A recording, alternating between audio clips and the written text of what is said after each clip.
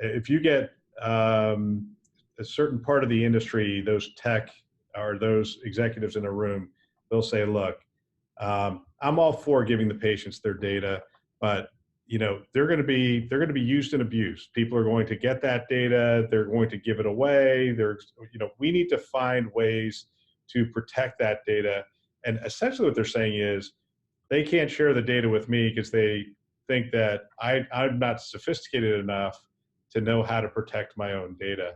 I mean, what mechanisms are we going to put in place when, and you have it on your phone, and Mike, you have it on your phone, and your parents have it on their phones, and now all of a sudden they have this great data set that you guys know how to use, and people who understand big data and machine learning and AI can start to create some really interesting things around.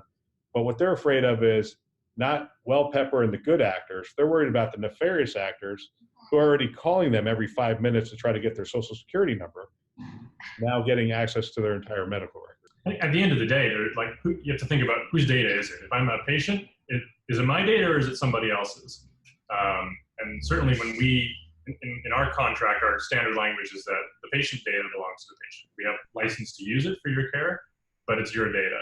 And if you take the approach of the patient's data belongs to the patient, that I think helps guide a lot of policy decisions on kind of how and when you release in smart ways. But I think there's a fundamental kind of ownership question there.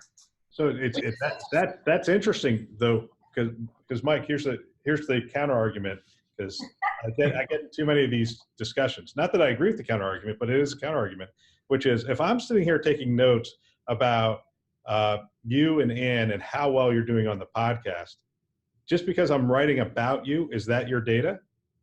Not necessarily, but what we have is patient-generated data. It's me saying, I took my medication, I'm feeling a little dizzy, I did this, what patient-generated data, I'm choosing to tell you, this is not your interpretation. No, I agree with that 1,000%. Yeah, the question, when it becomes your interpretation of it as a doctor, that's another, but if the doctor is doing something to you, that seems to be your data.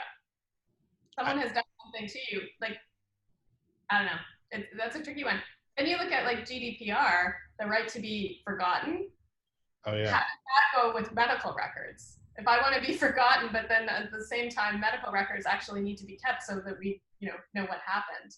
So it feels like we're, as same with machine learning, in the data privacy, it's almost like sometimes the regulations and the technology are on totally different timelines.